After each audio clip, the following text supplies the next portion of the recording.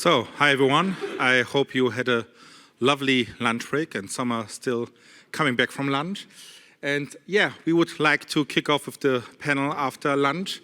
Some topic which is hopefully easy to digest. How to understand compliance when it comes to Bitcoin and other crypto assets. And I'm happy that with this not that easy task, I have some experts with me. And I would love to start this panel with introduction. And looking at you, Marina, maybe you want to start introducing yourself, introducing Crystal, and explaining a little bit how you are related to the topic of that panel. Absolutely. Thank you so much for inviting to this panel. I'm happy to be here second day. On the day before, I was giving here a talk about how compliance changes when digital assets are being adopted in the financial industry. And yeah, well, speaking about the introduction, my name is Marina Khaustova. I'm CEO of Crystal Blockchain.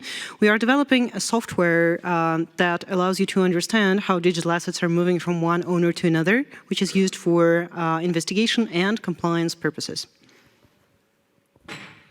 Thank you very much. My name is Chen Arad. It's confusing. It's spelled Chen. I'm from Israel. We have those odd sounds in our language, but you can call me Chen. It's totally fine. I'm a co-founder and Chief External Affairs Officer of Solidus Labs.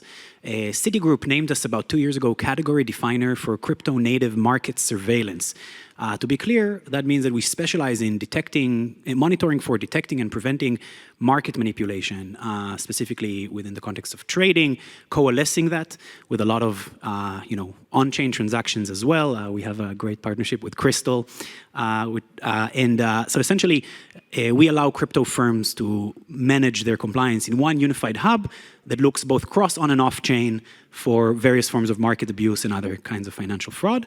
We work with some of the largest, with many of the largest platforms in the industry, all the way from TradFi to CeFi to DeFi, and also specifically with regulators. Really great to be here. Exciting things are happening in Europe and specifically in Germany. So thank you for the opportunity. Yeah, hello everyone. It's a great pleasure to be here. My name is Jürg Baltensperger. I'm the managing director and founder of JayBee.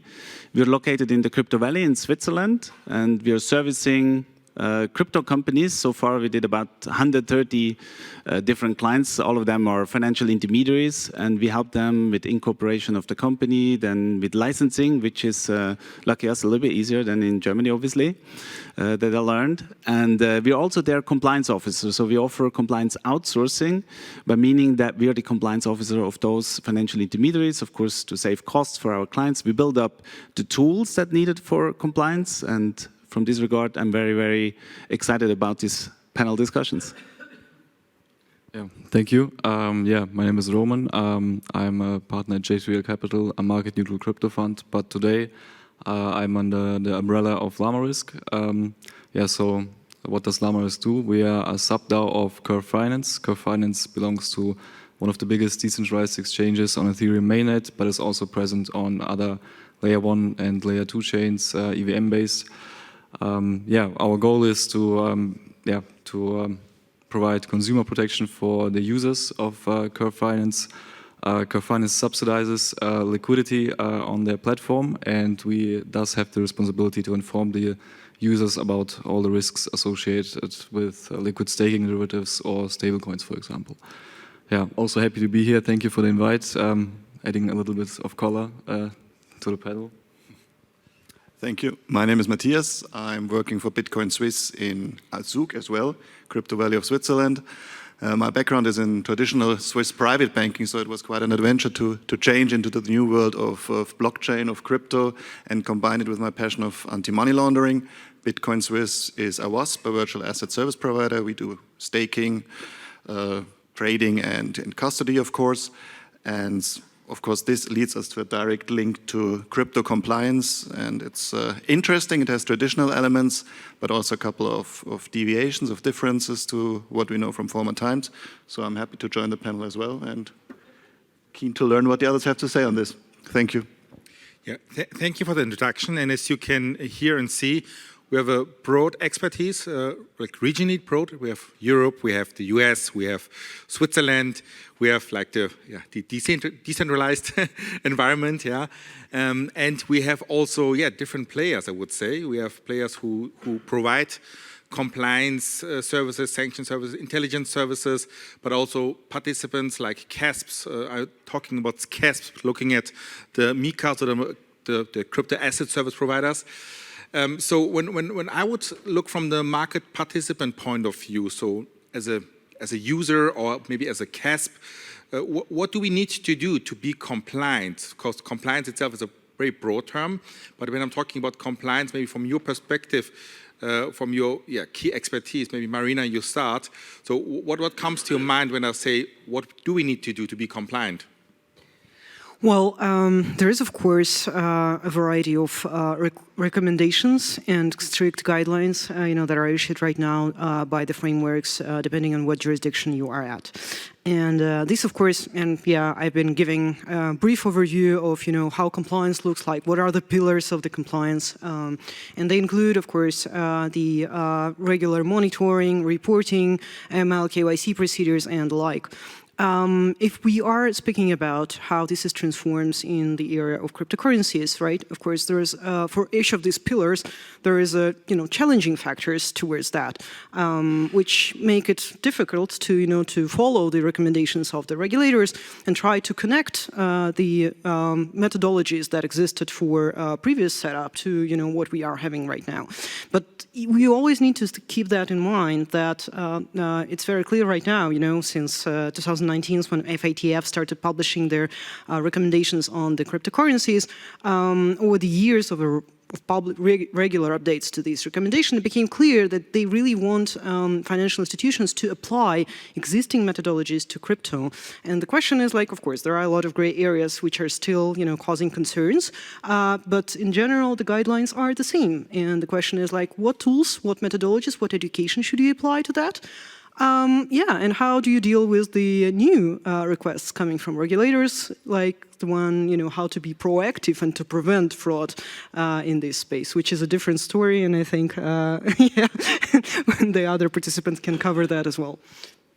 Yeah, when you're looking over maybe to Chen, maybe you can elaborate a little bit, maybe also on your cooperation. So what is Crystal doing? What are you doing? So how do you both cooperate? So if I would be like a bank, if I would be like an institution in Germany or being active internationally, globally, how could you help me to be compliant in that respect? Well, so to your question of what do you need to do in order to be compliant, the answer is quite simple. The first thing you do is you buy Solidus and Crystal's solution. No, I'm joking, of course. So let me first say, the first thing you need to do is to be committed, to be compliant, and to protecting your users and acknowledging that at the end of the day, you're providing a financial service of a sort, whether it's regulated now already or not.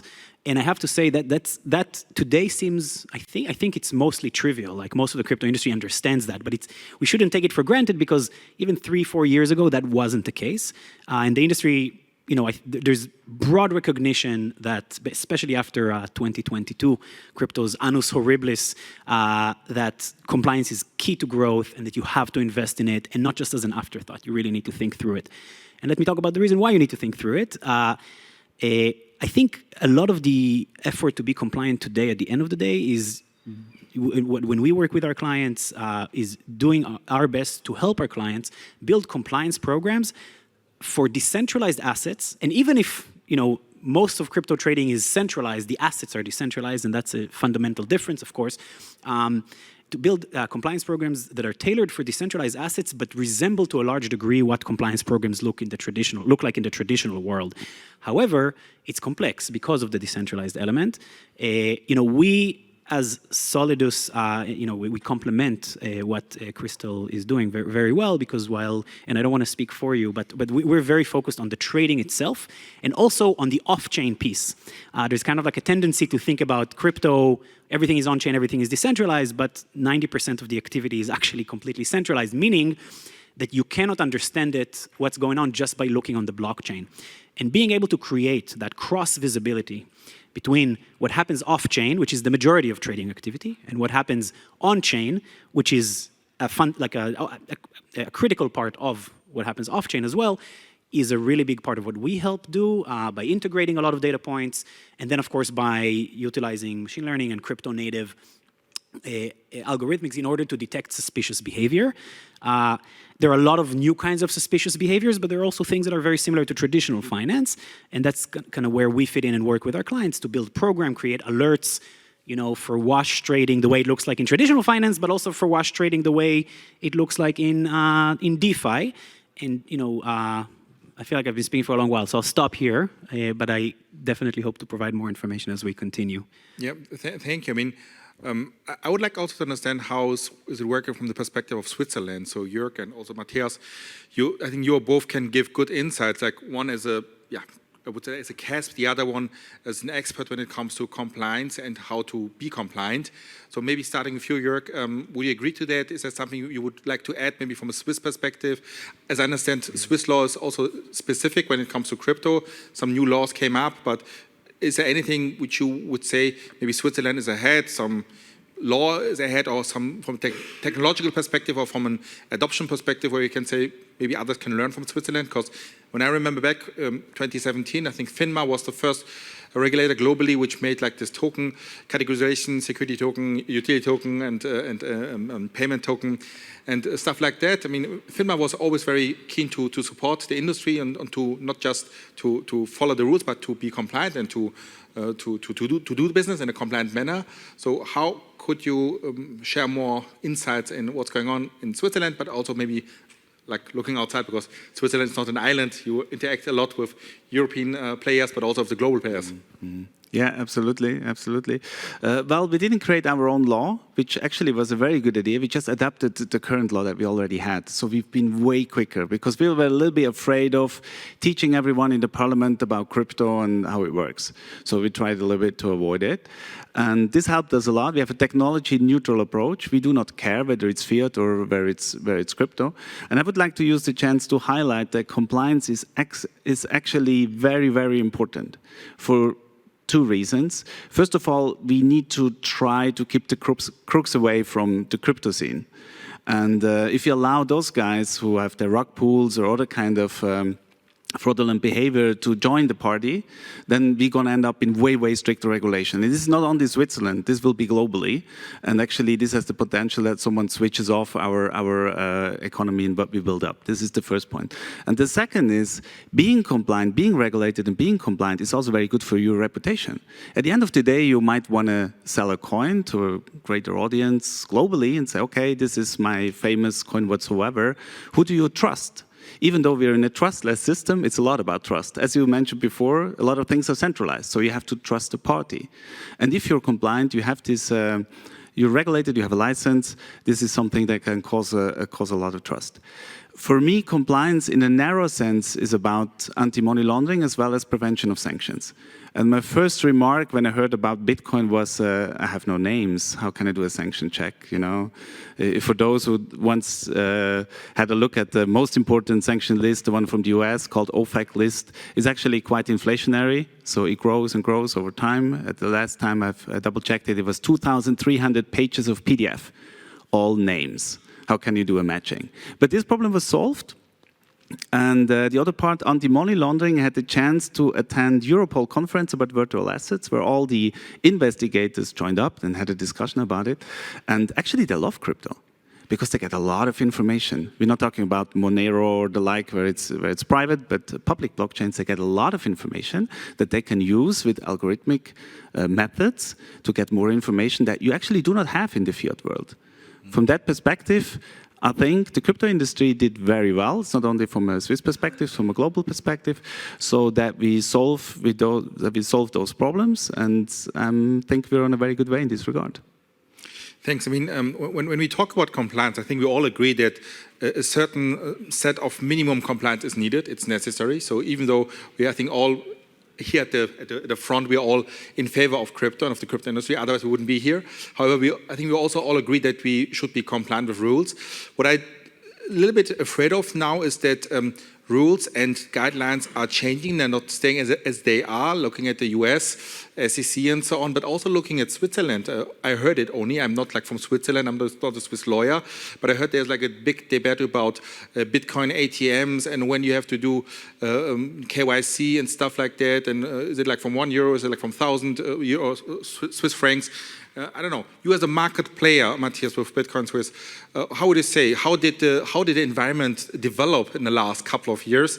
Is all still the same? Is it the same rules? Is it all the same? Or would you say there's a new tone coming, maybe a new wind because of, I don't know, different players, not just the crypto players, but also the traditional banking players have somehow been swept away? I guess I have to start with the regulation as such, and I hope I'm not getting beaten up when I leave the panel, but we are pro-regulation because we think it adds the certainty and the stability that the environment needs to get to mass adoption. And that's the ultimate goal. Without mass adoption, the whole system will die out over time.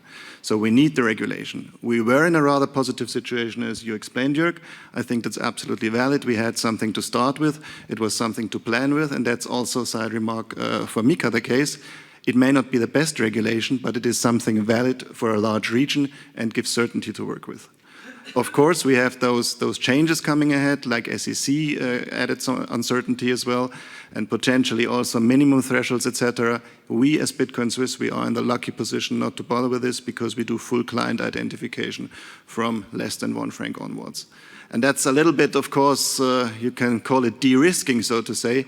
Maybe we lose one or the other opportunity, but by doing so, we are simply trying to be on the safe side. And we apply these standards as to Swiss private banking.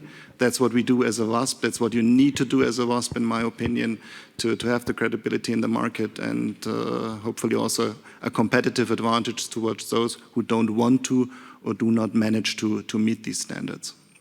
Yeah, thank you, Matthias. So, Roman, I did not jump you. I wanted to wait until we're done with the Swiss part. What we discussed yesterday, when we were outside, we were discussing, okay, compliance, or like not just taking care of rules and being compliant, but also taking care of risks, has something in common that it's most of the time a lack of information or a lack of understanding. I believe, and that was shared with you, that if the players, the market players, the regulators, the supervisory authorities have more knowledge and have more understanding, maybe we have different rules and different set of compliance rules. So what is Llamarisk doing in this context? How do you help to have more understanding, more information? I called it yesterday, veredelte Information in German, like tailor-made information for specific audience. So what is what you are doing, and maybe also a little bit more because it's specific your case, because we talk about DeFi, we talk about layer 2 and stuff like that. Maybe you elaborate a little bit more on that. Yeah, so we are in kind of a little different corner with DeFi. Currently there's a lot of uncertainty and regulatory compliance when it comes to DeFi. We honestly do not know how we should properly deal with that. So our goal is to actually engage in a discussion with regulators at some point. We do share a common goal, which is for us at the current point consumer protection. We it benefits when it comes to our growth, and regardless if there are regulatory compliance that applies to us or not, we try to every project that Curve Finance subsidizes, we thoroughly analyze for the risks that this protocol carries, and we don't have like a fixed protocol where we do have 2-3 points that apply to all protocols that we take a look at, but we do the entire analysis on a case-by-case basis, and we provide for the Curve DAO and also for the liquidity providers a short rundown. Sometimes it's a 1-pager, sometimes it's 5 pages, but also 10, depends on the scope and size of the protocol, about all the risks that are associated with providing liquidity for that asset or holding that asset, using it. And that's kind of how we try to achieve consumer protection, as I said, regardless of what rules apply to us or not. So what I liked yesterday, what he showed me was this risk assessment reports you have, which are freely available for everyone. Yeah. It was for me very, very interesting because, Yeah. As I understand it, it's free of charge. Everyone can get this information. You even pay others, like experts who produce that report for you. Maybe you share a little bit knowledge on that? So we are subsidized by the Curve DAO. We received a grant to do these reports. We publish them on our Substack. We also have a Twitter account, like as the logo says, Llamarisk. Like it's basically our username. There you can, like if you subscribe to it, you regularly get reports on the risks associated with new stablecoins coming out. We are mostly focusing on stablecoins and liquid staking derivatives because they carry, I would say, a big risk of, like in terms of the perception of the risk. Like, you know, people see a stablecoin, okay, it's pegged to $1, but there's many different risks that could be involved. Like just because it's worth $1 today, it doesn't necessarily mean it will be worth $1 tomorrow. Yeah. Very interesting. I mean, what I also learned outside talking to some people and also some tool providers, actually the regulators and also some tax authorities are very keen to get information. They even pay a lot for tools to get information, some forensic tools and some other tools. Very interesting. And there are a couple of regulators also listening maybe via the web stream. So regulation, when we talk about regulation, maybe one of you want to share with me, now looking at the legal framework, not just for Germany, not just for Europe, maybe globally, do we have enough regulation? Do we have a lack of regulation? Is there something you would say we will still need? I mean, to make it more interesting, maybe we look a little bit back to FTX, and I give you like two or three sentences I heard a lot. People saying, yeah, FTX happened because it was not regulated, and that's why we need regulation. And when I hear this, me as a lawyer, I get really angry and nervous at the same time because, in fact, FTX was regulated, like one of the most heaviest regulated player. They had a license in a European Economic Area. They had a Cyprus entity, so they could do their business in a whole European Economic Area. They had in Tokyo or in Japan a license. They wanted to get more licenses even, but they it still didn't work out. Similar to the Wirecard case, actually.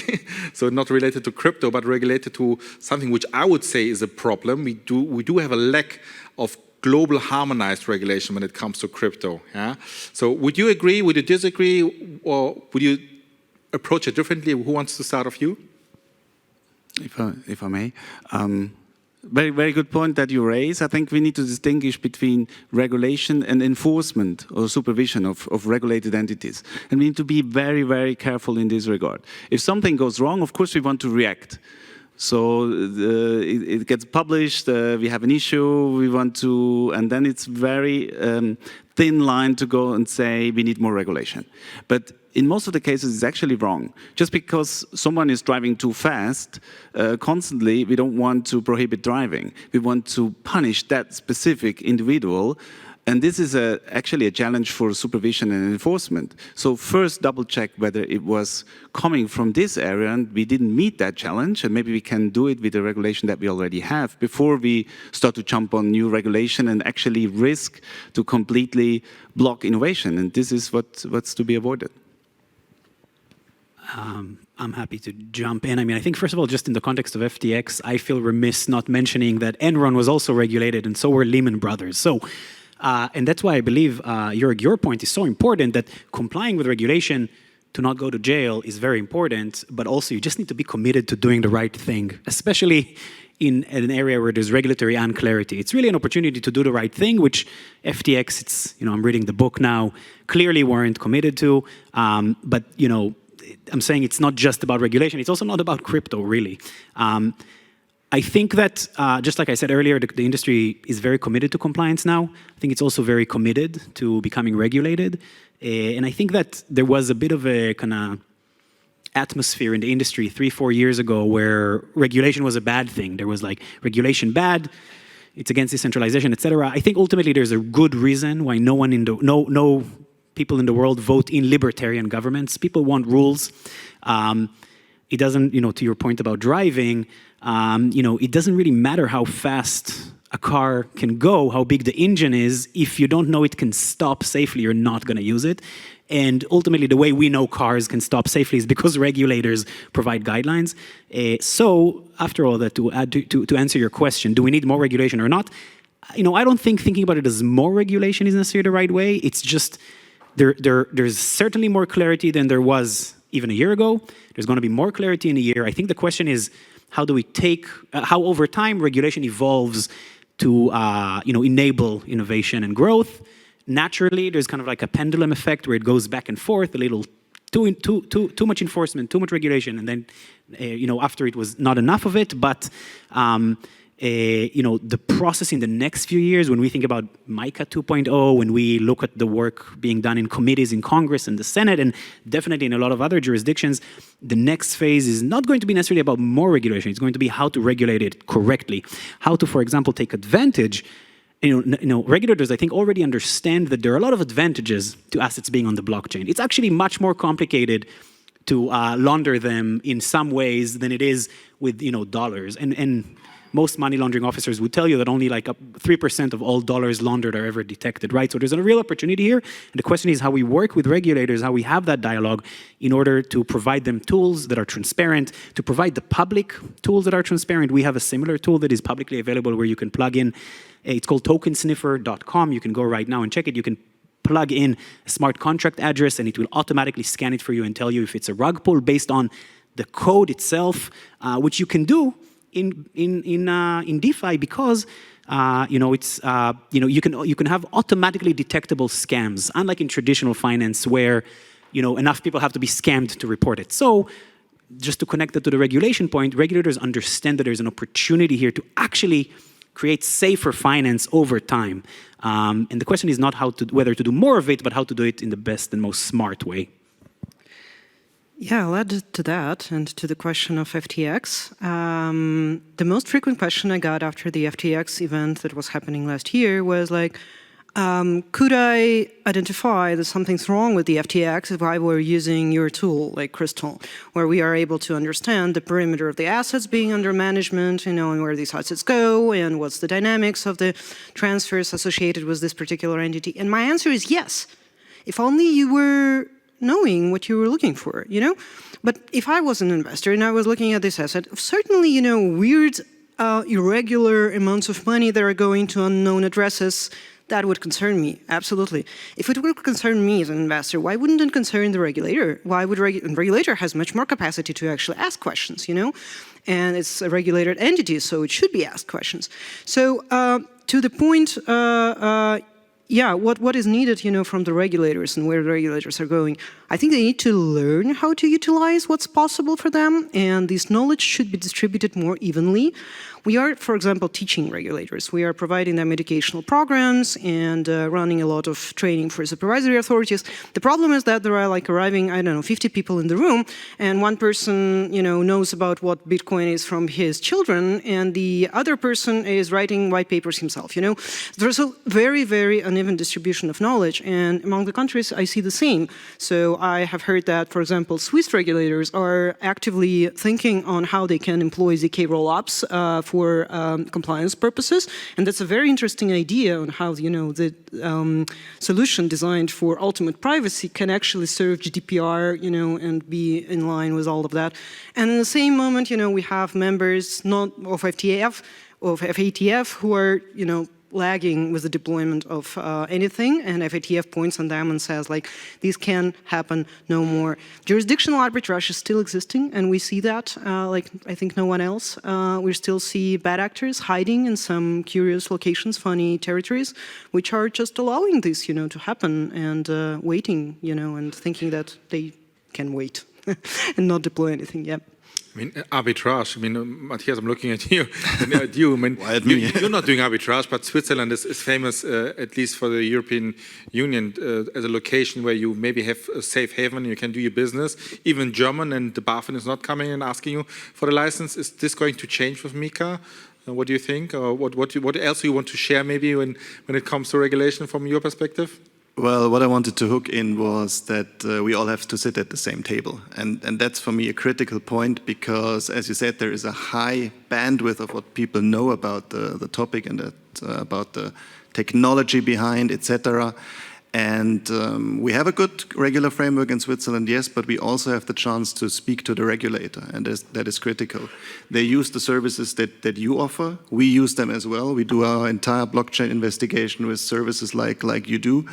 But there are also points which need to be discussed, where a regulator cannot simply come and say, hey, this is like we do it in private banking, travel rule, now you do the travel rule. This will have limits for us because sometimes we don't know where an unsolicited payment comes from, for example. And that's when we need to sit together with the regulator, and where the regulator has also the aha moment, that's what it is, and then you have to find a solution. Then they understand, whereas if they would say, hey, you just have to do this would cause a problem. Yeah, I agree with you. I mean, but I think we need to also to look a little bit, reflect a little bit what's happening in the market from the good and from the bad sides. So coming to my last question, you touched a little bit on it, Chen, when you said we need maybe better prosecution. So if I would say we have enough regulation, or the regulation is going towards the right direction, would you say that the prosecution is not sufficient, or would you maybe argue other way around to say the prosecution is wrong or too tough because we in a free market, the participants, they can take care of themselves, and you need an innovative field such as the DLT develop itself. Giving you two examples to make it more interesting, the discussion in the last 2 minutes 55. So we heard it a lot in Germany, mainly in Germany, after what we saw, what happened to Silvergate and then Silicon Valley. So actually the German regulator was spreading rumors by emailing institutions, asking, naming these two players and saying, who do you think is the next crypto player who's getting bankrupt? Where people said, okay, when was actually Silicon Valley Bank a crypto player? Maybe they gave some loans out to some crypto players, but Silicon Valley was never a crypto player. They actually failed because they had other issues. For example, they were regulated in Germany to give out loans without having a license for deposit business. So one of you who's maybe better in economics than me can explain to me how you can give out a loan without having a license to take deposits. It's very difficult. So this is one thing. So under the motto or under the title, misinformation or lack of information of the regulator, and the regulator then maybe also is a prosecutor and does something wrong. And this goes to my second example, looking at also to US or to Netherlands, looking at Tornado Cash, a good example I think. Tornado Cash being put on a sanctions list of OFAC as a web page entity. What is it? It's not a peer person, but normally you put persons on a sanction list. And then suddenly someone giving a ring to the Dutch prosecutors and asking the main protocol developer, Alexei Petsev, being put in prison for something which no one until now knows. What was it exactly? This poor guy was for 100 days in prison and is still not prosecuted, and they're trying to build up a case against him. So is this really how we would say regulation and prosecution should work, or is there something two extreme as I mentioned now? So maybe, Chen, you're already grabbing the mic. And I'll try to be very quick. I know we don't have a lot of time left. Enforcement and prosecution and litigation is a natural part. It's legal dialogue. In some ways, it's a natural part of the evolution of any new regulation. But I think there's a big problem with enforcement where there's no clarity, and that's very frustrating for the crypto industry. But I think there's also another problem where there are a lot of things that are not necessarily illegal yet or at all, but they're just wrong. And in that case, you can't expect regulators. I mean, we did a study on insider trading of DeFi tokens that were listed on some of the largest platforms that are centralized. Since the beginning of 2021, 56% of those tokens were accompanied by very clear evidence of insider trading on the blockchain. I don't think you can expect regulators over time to not enforce against that, even if those tokens are not necessarily defined as one asset or another, because, everyone knows it's wrong. So anyway, sorry, I left everyone with 10 seconds. Please, if you're allowed to finish this. But yeah. Maybe a last statement in regards to Alexander Petsev. We should tread very carefully here and and make a clear distinction between what is a criminal activity or not. Is producing open source software? Is this a criminal action? Was there a bad intent? And there's an example, nobody is getting imprisoned for releasing or publishing zero-day exploits. Yet it's good for the society that we have that practice of making exploits public for the benefits of the society, for the infrastructure. So yeah, we need to draw clear lines here, what is criminal and what is not. I see you all want to discuss more, but you can do it. We can slowly give the stage to the following because I see nervous eyes. Thank you all. It was very nice talking to you. I think we could have talked easily 1 hour more. Thank you all for listening to us. And you can approach everyone afterwards or I think LinkedIn and other social media channels.